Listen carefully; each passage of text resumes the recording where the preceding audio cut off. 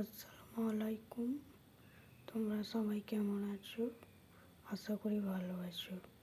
তো আজকে আমি বানাবো চিংড়ি মাছের মালাইকারি। তো এখানে আমি কড়া বসিয়ে সর্ষের তেল দিয়ে দিচ্ছি। তো তেলটা গরম হোক।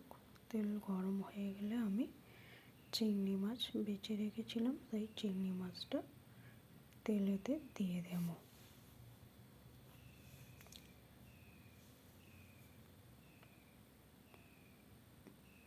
তেলটা যতক্ষণ না ভালো মতো গরম হচ্ছে ততক্ষণ আমি চিংড়ি মাছ দেব না।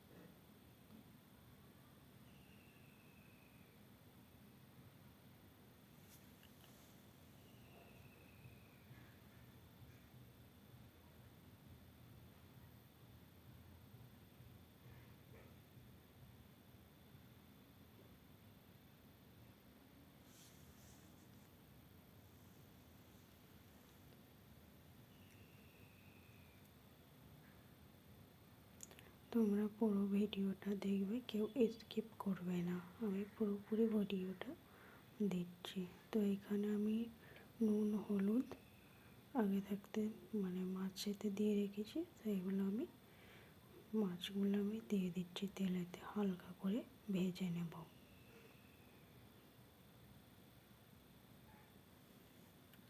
ততক্ষণ এখানে ভাজা হোক, আমি সুন্দর সুন্দর কমেন্টগুলো তোমাদেরকে বলে শোনাচ্ছি। তো আমার কুমড়ো শাক রান্নার কমেন্ট করেছে সিম্পল কেয়া কুকিং চ্যানেল, আমার কেয়াদি, বলছে লাইক দিয়ে পুরো ভিডিও দেখলাম, কুমড়ো শাক রান্না দারুণ হয়েছে। আর আমার তো কুমড়ো খেতে খুব ভালো লাগে। তুমি যেভাবে রান্না করলে আমিও এইভাবে রান্না করি। ভিডিওতে সবার নাম নিলে খুব ভালো লাগলো, আর নামটা দেওয়ার জন্য থ্যাংক ইউ, অনেক ভালোবাসা তোমাকে। তোমাকেও অনেক অনেক ভালোবাসা কেয়াদি। কেয়াদি আবার একটা কমেন্ট করেছে, সোনামাকে অনেক অনেক ভালোবাসা। তোমাকে থ্যাংক ইউ, সব সময় পাশে থেকো আর সব ভিডিওতেই কমেন্ট করবে।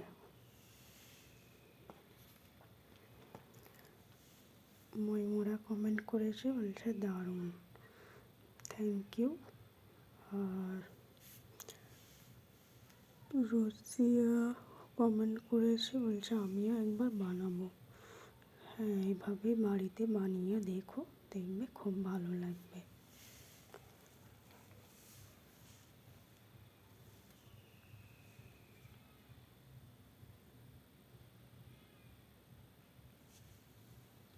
আমি এখানে হালকাভাবে ভেজে নিচ্ছি, বেশি ভাজবো না, নয় চিংড়ি মাছগুলো শক্ত হয়ে যাবে।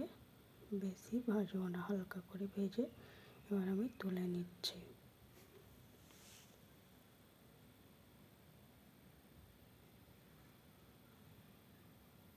তো সবগুলো আমি তুলে নিচ্ছি। চিংড়ি মাছের মালাইকারি করলে চিংড়ি মাছটা হালকা করে ভেজে নিলে গন্ধটা থাকে না।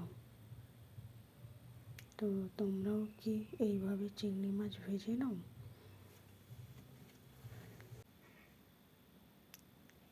সবগুলো আমি তুলে নিয়েছি। এবার আমি সাদা তেল, এতেই আমি তেলটা দিয়ে দেবো। এই কড়াতেই রান্না করব, তাই আমি এতেই তেলটা আর একটু দিয়ে দিচ্ছি। চিংড়ি মাছের মালাইকারিতে একটু তেলটা বেশি লাগে। তো আমি এখানে সরষের তেল দিয়ে ভেজেছিলাম, এবার আমি সাদা তেল দিয়ে রান্নাটা করব। তোমরা চাইলে একরকম তেলও দিতে পারো, আমি এখানে দুরকম তেল দিয়েছি।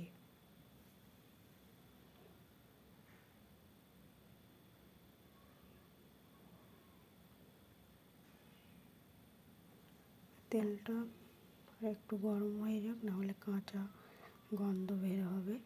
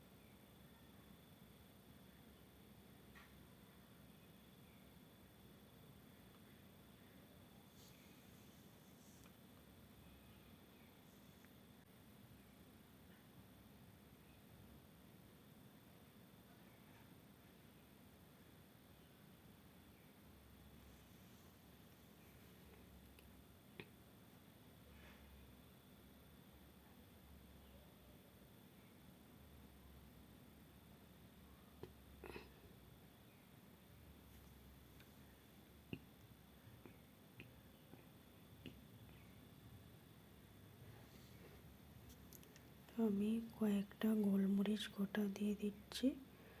তারপর আমি দিয়ে দিচ্ছি 1 পেয়ালা পেঁয়াজ বাটা, চারটের মতো আমি পেঁয়াজ বাটা দিয়ে দিলাম। এবার ভালো করে আমি তেলে নাড়তে থাকবো।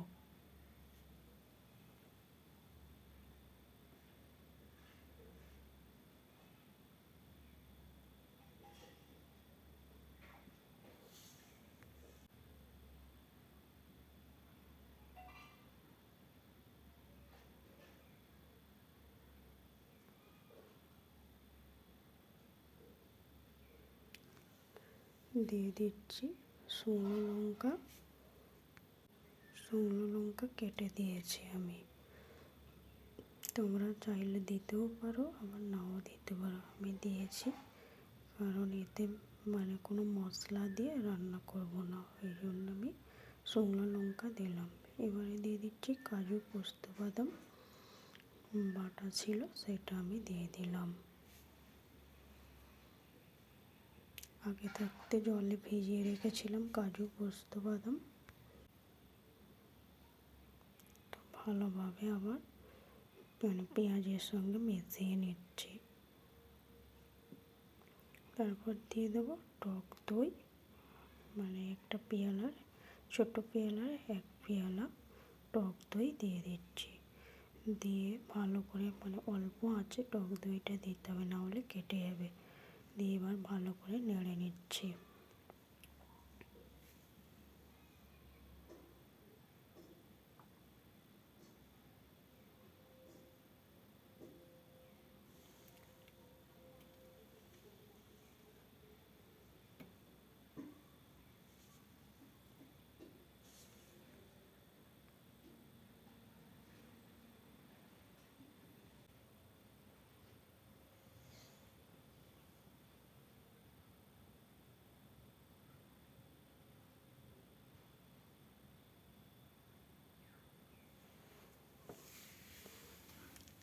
দিয়ে দিচ্ছি জিরের গুঁড়ো, 1 চামচের মতো জিরের গুঁড়ো দিচ্ছি। এবার আমি নুন দিয়ে দিচ্ছি।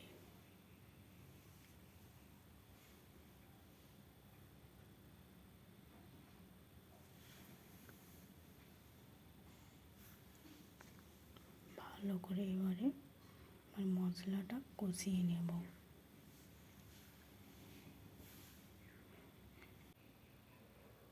তো মশলাটা এখন ভালোভাবে কষাতে হবে।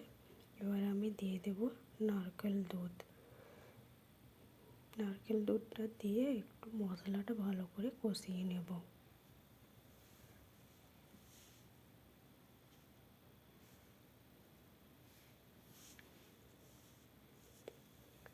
এবার আমি ঢাকনা দিয়ে দেব, ততক্ষণ মশলাটা কষাতে হবে। তারপর আমি খুলে দেখছি ভালো করে কষানো হয়ে গেছে। আর একবার আমি নেড়ে দেব।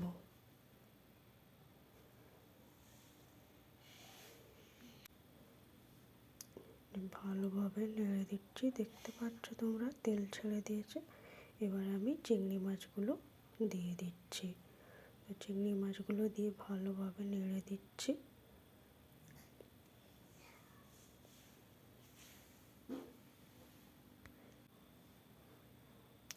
তো আমি আর একটু নারকেল দুধটা ছিল, সেই নারকেল দুধ দিয়ে দিচ্ছি। তো যতটা আমার লাগবে আমি ততটা দিয়ে তোমাদের পরিমাণ মতো নারকেল দুধ দেবে। তো আমার মনে হচ্ছিল আর একটু দিতে হবে, তাই দিয়ে দিয়েছি।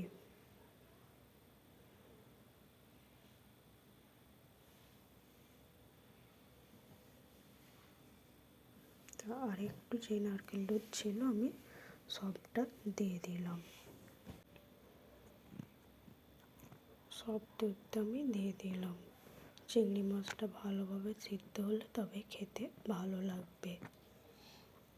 তো আমার আর একটু নুন লাগতো, তাই আমি নুনটা দিয়ে দিচ্ছি। তো নুনটা দিয়ে ভালো করে নেড়ে দেবো, নাহলে মাছের ভিতর ঢুকবে না।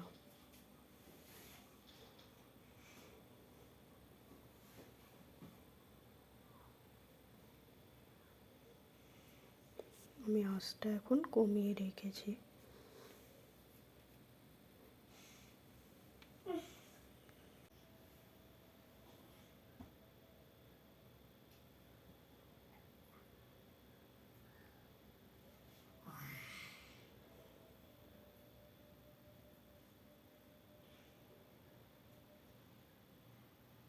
তারপরে আমি কাঁচা লঙ্কাগুলো ভেঙে এভাবে দিয়ে দিচ্ছি।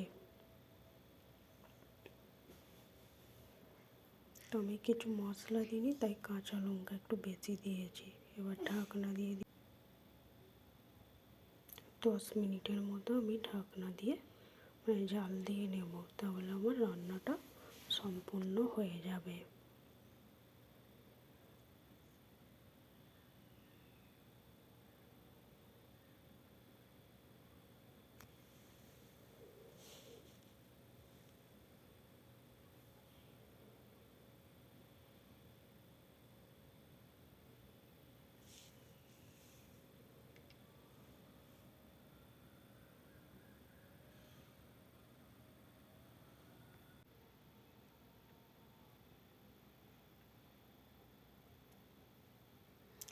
তোমরাও কি এইভাবে চিংড়ি মাছের মালাইকারি বানাও?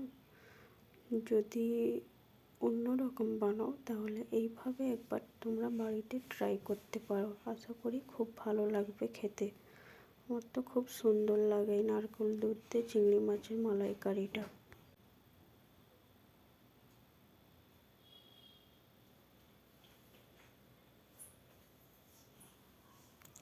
তোমরা বাড়িতে এইভাবে সবাইকে করে খাওয়াবে, দেখবে হাত ছেটে ভাত খাবে। এই নারকেল দুধের মালাইকারিটা তোমরা পোলাও দিয়েও খেতে পারো, ভাত দিয়েও খেতে পারো। আমি খুলে একবার দেখলাম যে হয়েছে কি না। এই নারকেল দুধের মালাইকারিটা আমি একটু ঝোল ঝোল রাখবো, বাড়িতে সবাই একটু ঝোল ঝোল খায়। তো রান্নার 20-30 মিনিট পরে এটা ঝোলটা গাঢ় হয়ে যাবে।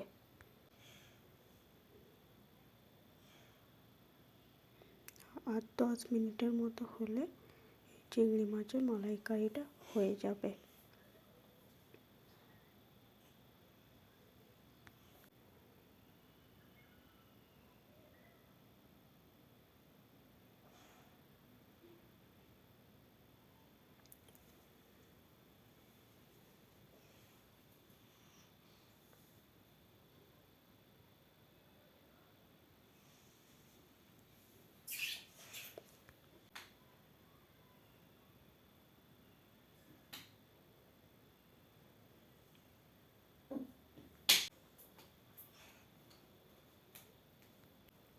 এবার আমি দিয়ে দেবো গোলমরিচ গুঁড়ো।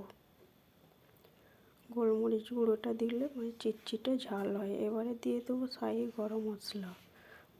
চিংড়ি মাছের যে গন্ধটা থাকে, গন্ধটা থাকবে না এই মশলাটা দিলে। এবারে মানে ওই 10 মিনিটের মতোই হলে হয়ে যাবে রান্নাটা। আর একবার আমি ভালো করে নেড়ে মানে মশলাটা মিশিয়ে দিচ্ছি। একটু গাঢ় হলে আমার রান্নাটা হয়ে যাবে। তো তোমরা দেখতেই পাচ্ছ আমি কিছু মশলা দিয়ে রান্না করি না, শুধু ভাজার সময় চিংড়ি মাছের নুন আর হলুদ দিয়েছিলাম, ওই মশলাটাই শেষ। আর বাদ বাকি যে গুঁড়ো মানে গোলমরিচের গুঁড়ো, শাহি গরম মশলার গুঁড়ো, ওই দুটোই দিয়েছি যাতে গন্ধটা না থাকে।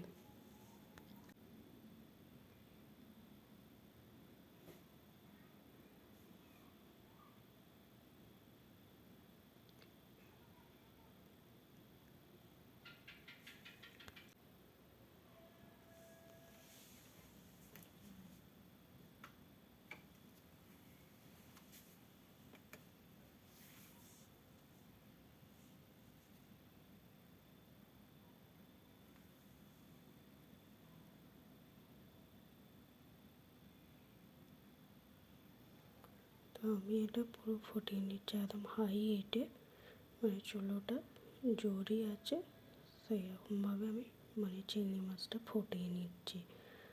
মানে জলটা মানে আর একটু শুকিয়ে যাবে, তাই জন্য আমি একদম জোরে আঁচে করে নিচ্ছি। এবার আমি দিয়ে দিচ্ছি গাওয়া ঘি 1 চামচের মতো।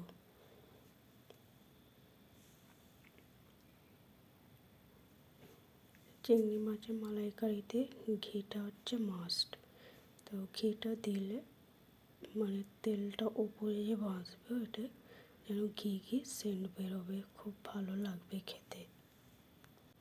তাই বলছি তোমরা ভিডিওটা পুরোপুরি দেখবে, স্কিপ করবে না। আর তোমরা যারা যারা আমার পাশে আছো সব সময় পাশে থেকো, আমিও তোমাদের সব সময় পাশে আছি। আর এইভাবেই সবাইকে সাপোর্ট করে যেও। আর যারা যারা নতুন আমার ভিডিও দেখবে তারা ভিডিওতে কমেন্ট রেখে যেও, আমিও তোমাদের পরিবারে পৌঁছে যাব।